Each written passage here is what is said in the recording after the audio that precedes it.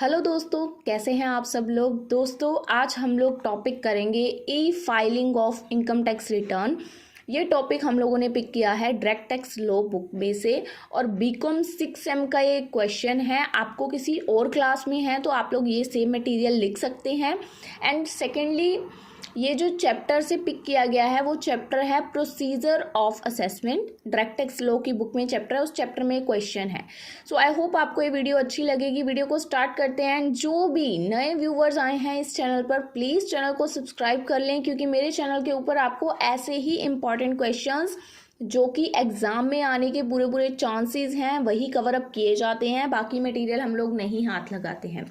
सो चलिए वीडियो को करते हैं स्टार्ट। फर्स्टली स्क्रीन पे देखिए ई filing of income tax return, इसकी इंट्रोडक्शन दे रखी है। अब इंट्रोडक्शन में हम क्या बताएंगे कि ई फाइलिंग कैसे आई। मतलब पहले लोग पेपर वर्क करते थे, पेपर्स के थ्रू रिटर्न फाइल करते थे। ऐसा क्या ज़रूरत पड़ी कि लोगों को इलेक्ट्रॉनिकली रिटर्न फाइल करने की ज़रूरत पड़ी। तो जैसे कि पहली पॉइंट में क्या लिखा है कि इनोवेशन, जो टेक्नोलॉजी में इनोवेशन है वो दिन ब दिन बढ़ती जा रही है। हमारी लाइफ के छोटे से छोटे काम में आज के टाइम पे टेक्नोलॉजी यूज़ होती है। अगर हमने बैठे बैठे फ़ैन तक ऑन करना है तो हमें टेक्नोलॉजी की यूज़ पड़ता है। सो यहाँ पे यही लिखा है, innovation in technology has touched our lives in one form और अदर्स। एक नहीं, बहुत तरीके से टेक्नोलॉजी हमारी लाइफ को इफ़ेक्ट करती है। अगले पॉइंट में क्या लिखा है, जो ये एडवांसमेंट आई है टेक्नोलॉजी में, इसने हमारी लाइफ को बहुत ज़्यादा इजी कर दिया है। ऑलमोस्ट सब कुछ एक क्लिक के ऊपर अवेलेबल है। हम लोगों ने सिर्फ जस्ट क्लिक करना है और वो चीज़ हमारे सामने अवेलेबल है। इतनी एडवांस हो चुकी है टेक्नोलॉजी। तो सेकंड पॉइंट में यही लिखा है, this advancement in technology has made our lives much easier as almost everything is available on a click of the button. की बटन हमने क्लिक किया और वो चीज़ हमारे सामने हाजिर है। और इसी चीज़ को अब गवर्नमेंट भी समझती है, गवर्नमेंट भी इस चीज़ की इम्पोर्टेंस को समझने लगी है। इसी वजह से गवर्नमेंट ने सब कुछ कंप्यूटराइज कर दिया है। आप लोग अगर जो आपकी रिटर्न्स है, पहले आप लोग पेपर वर्क करते थे, पेपर्स के थ्रू फाइल अप करते थे, बट अब गवर्नमेंट को समझ आ चुका है कि लोग इतने वेले नहीं है। अगर हम लोग उसको पेपर वर्क ही रखेंगे तो कोई उस रिटर्न को फाइल ही नहीं करेगा।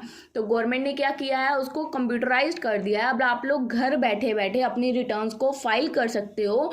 ठीक है ना। पहले क्या होता था, एक एक रिटर्न आपने भरनी है, उसको पोस्ट ऑफिस में जाके पोस्ट करना है, वो पोस्ट हो जाएगी, उसके बाद आपको मैसेज वगैरह आएगा कि रिटर्न आपकी फिलअप हो गई।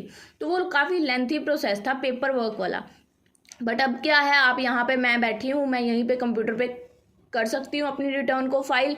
बैठे बिठाए काम होने वाला चाहिए आज की जनरेशन को, सिंपली बताऊँ तो। सो थर्ड पॉइंट में यही लिखा है कि गवर्नमेंट को भी अब ये समझ आ चुका है कि कंप्यूटराइज करना हर चीज़ को बहुत ज़्यादा इंपॉर्टेंट हो चुका है। तो ये थी छोटी सी हमारी इंट्रोडक्शन अबाउट इलेक्ट्रॉनिक फाइलिंग कैसे आई। अब इसके बाद फ्रेंड्स देखते हैं इलेक्ट्रॉनिक फाइलिंग ऑफ रिटर्न्स। तो ये जो प्रोसेस है electronic filing of income tax return through internet, यानी कि ऑनलाइन, इसी को बोलते हैं ई फाइलिंग या इलेक्ट्रॉनिक फाइलिंग ऑफ रिटर्न। ठीक है, इस प्रोसेस को। अब इसके कुछ मोड्स हैं, यानी कि 3 मोड्स हैं। एक मोड में, फर्स्ट मोड है हमारा कि हम लोग इसमें जो रिटर्न फाइल करें वो डिजिटल सिग्नेचर के थ्रू, यानी कि कंप्यूटराइज सिग्नेचर होंगे हमारे।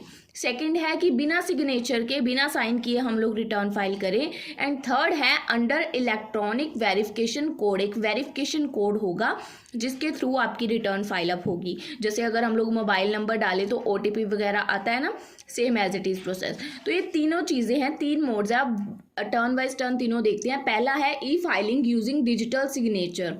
अब देखो, जब आप लोग डिजिटल सिग्नेचर का यूज़ कर रहे हैं तो इसके लिए आपको डिजिटल सिग्नेचर का सर्टिफिकेट अगर आपके पास होना चाहिए।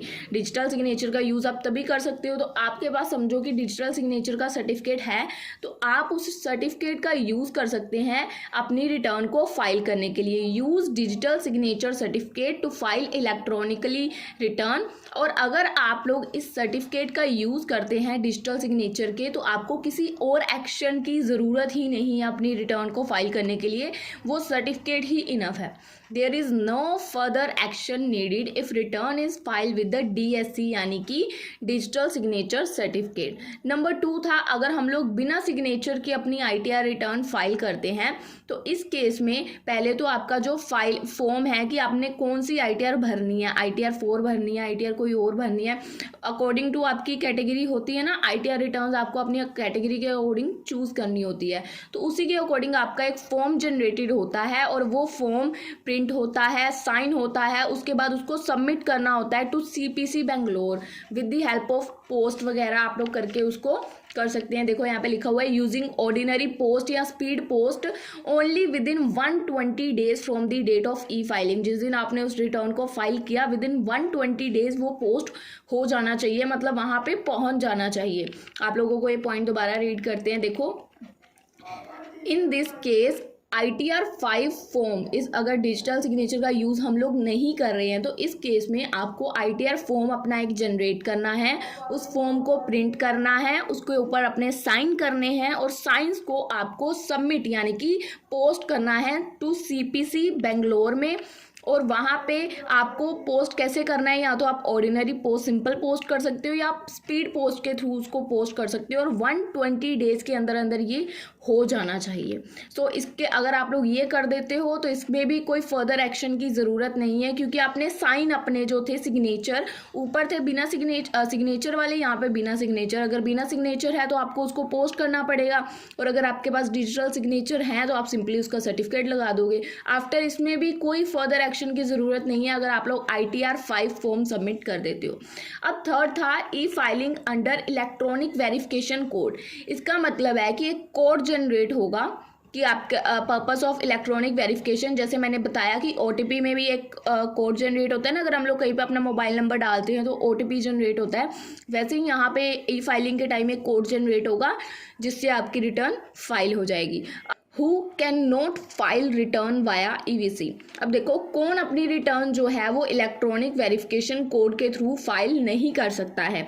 वो पर्सन जिसका अकाउंट ऑडिटेड के लिए ज़रूरी है कि उसके अकाउंट की ऑडिटिंग करवानी पड़ेगी अंडर सेक्शन 44B तो उस बंदे को, वो बंदा EVC के थ्रू अपनी रिटर्न फाइल नहीं कर सकता है वेरिफिकेशन कोड के थ्रू, क्योंकि उसका अभी अकाउंट जो है ऑडिट होना है। दूसरा, पॉलिटिकल पार्टी कोई है वो इसके थ्रू, जो पॉलिटिकल पार्टीज अपनी रिटर्न ITR 7 के अंदर भरती हैं वो भी EVC के थ्रू अपनी रिटर्न फाइल नहीं कर सकती। और कंपनीज भी अपनी रिटर्न EVC के थ्रू फाइल आउट नहीं कर सकती। अब मोड क्या है कि EVC जनरेट कैसे होता है? देखो, मैंने जैसे आपको बताया, आपका हो सकता है बैंकिंग के थ्रू वेरिफिकेशन कोड जनरेट हो सकता है आपके आधार कार्ड से आपका वेरिफिकेशन कोड जनरेट करे, ATM से हो सकता है, e filing website of income tax department. इन चारों तरीकों से आपका जो EVC का कोड है उसको जनरेट किया जा सकता है। अब इलेक्ट्रॉनिक फाइलिंग का प्रोसेस क्या है? प्रोसेस ऑफ E-फाइलिंग, तो इसके अंदर आपका प्रोसेस में आता है, पहले तो आपने अपनी एक यूज़र ID क्रिएट करनी है और उसका एक पासवर्ड क्रिएट करना है।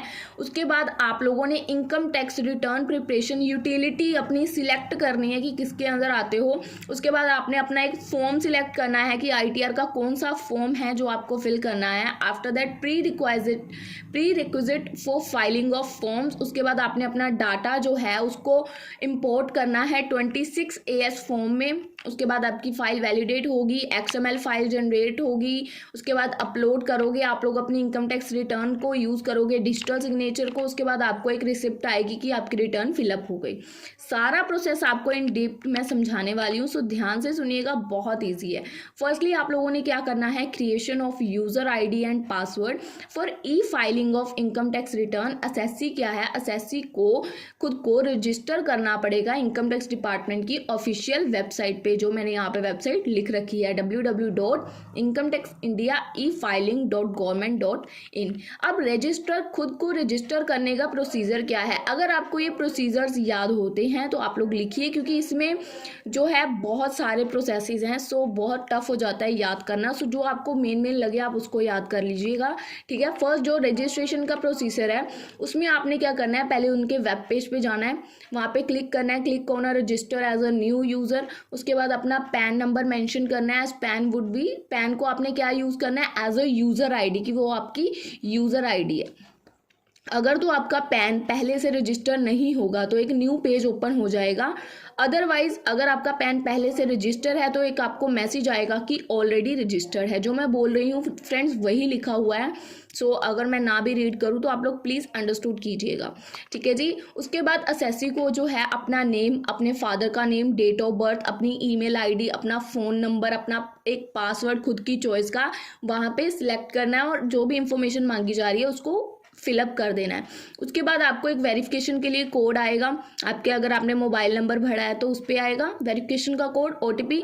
वो भरने के बाद आपने रजिस्टर कर देना है। अगर उसके बाद आपकी एक सक्सेसफुल रजिस्ट्रेशन हो जाएगी तो यूज़र को एक ईमेल रिसीव होगी, उसमें आपकी एक ईमेल आईडी होगी जहाँ पे आपको एक लिंक भी गिवन होगा जिसमें आपको ये बताया जाएगा कि आपका जो रजिस्ट्रेशन सक्सेसफुल हो चुकी है और आपकी आईडी जो है वो एक्टिवेट कर दी गई है।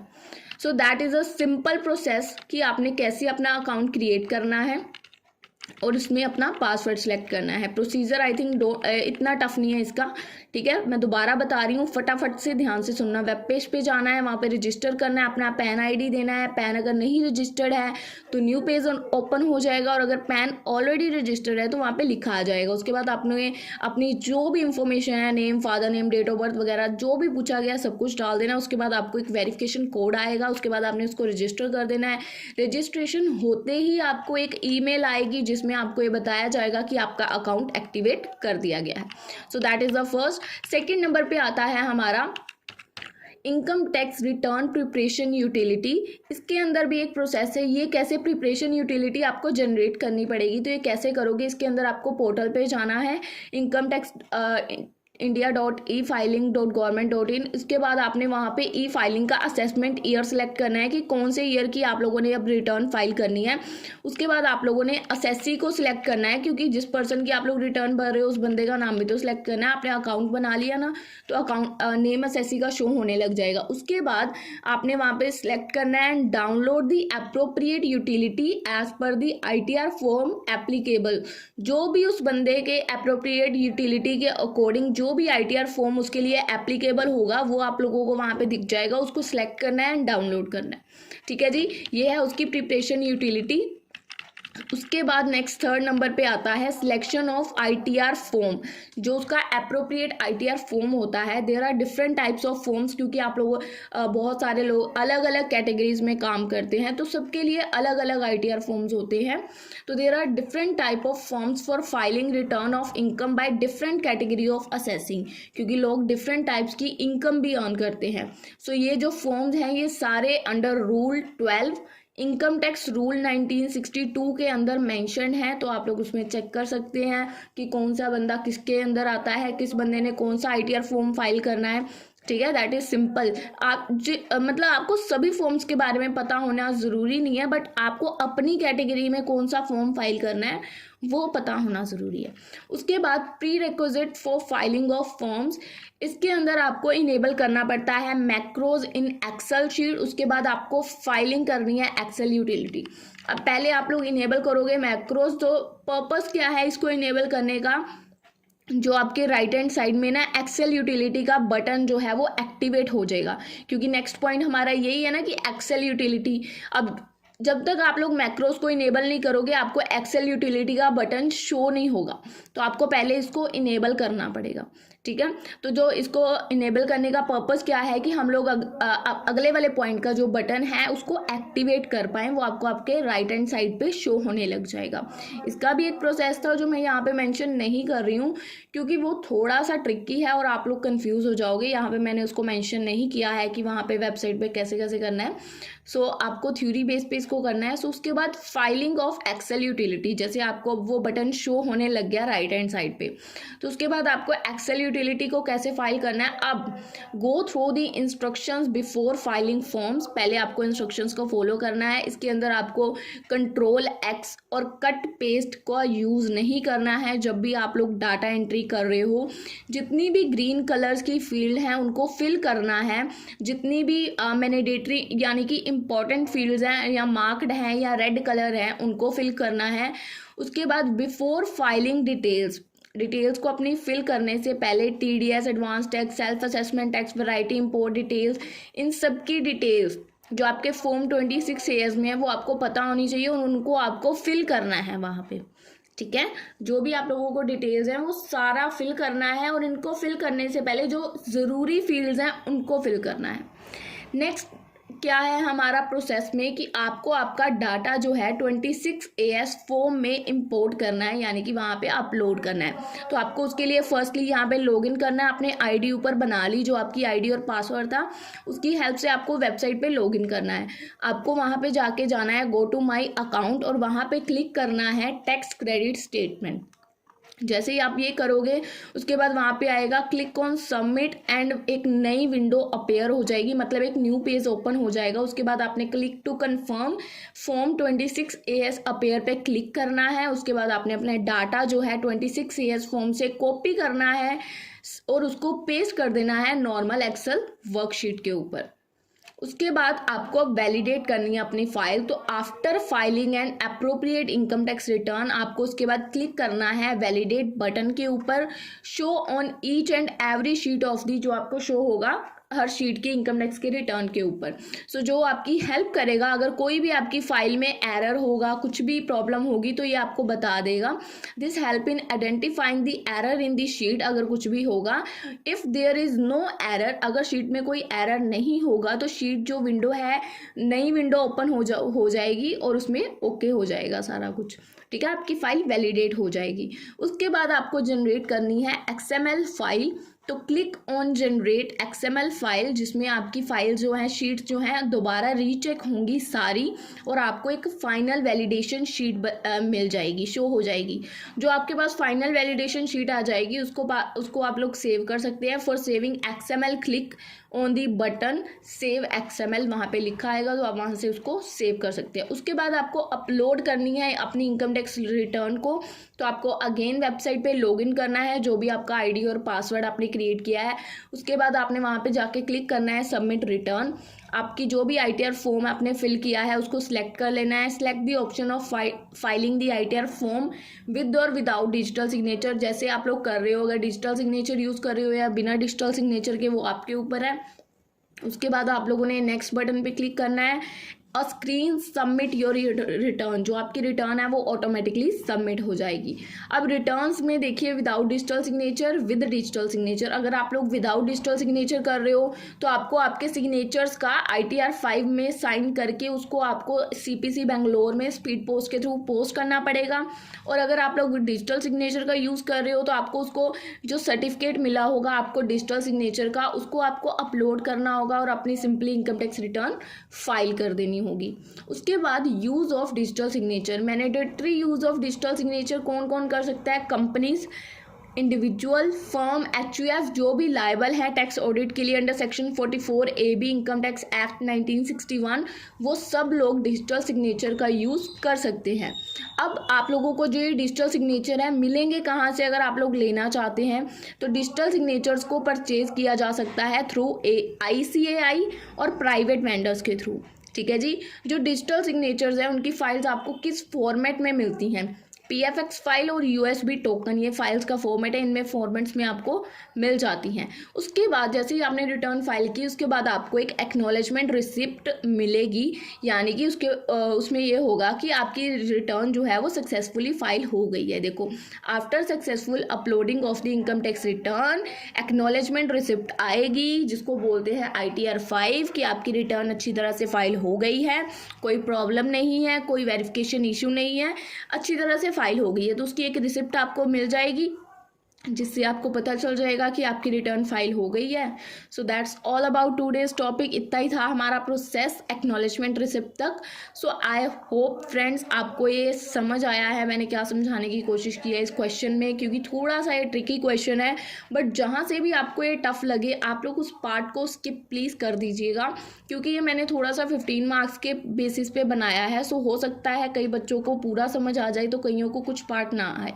ठीक है, तो आप लोग अपने बेसिक बेसिस पे इसको थोड़ा सा एडजस्ट कर सकते हैं, क्वेश्चन को कुछ भी इस क्वेश्चन में से पिकअप कर सकते हैं आप लोग। जैसे आपको अगर इंट्रो नहीं लिखनी है तो आप लोग सीधा यहाँ से स्टार्ट कर सकते हैं। इसके 3 मोड्स हैं, ये मैंने आपको अच्छे से एक्सप्लेन किए हैं, ये मेरे हिसाब से कोई भी नहीं लिखने छोड़ेगा, ठीक है। ये तीनों मोड्स आप लोग लिख लोगे। उसके बाद इसका ये प्रोसेस है, आपको प्रोसेस जैसे ही याद होता है आप लोग कर लो, उसके अंदर ज़्यादा एक्सप्लेन मत करो। जैसे कि हम लोगों ने प्रोसेस के अंदर ये जो प्रोसीजर्स बताए ये आप लोग मत बताना, अगर आपको आते हैं तो बता देना, ठीक है। सो सिंपली इस क्वेश्चन को जितना लेके चलोगे इतना ईजी रहेगा आप लोगों के लिए। सो आई होप आप लोगों को ये वीडियो अच्छी लगी है। जितने भी व्यूअर्स मेरे चैनल पर पहली बार आ रहे हैं प्लीज़ चैनल को सब्सक्राइब कर ले। और फ्रेंड्स, फॉर योर एग्जाम्स और आपको क्वेश्चन अच्छे से क्लियर हो, मिलते हैं आप लोगों को हम लोग अपनी अगली वीडियो में। तब तक के लिए गुड बाय।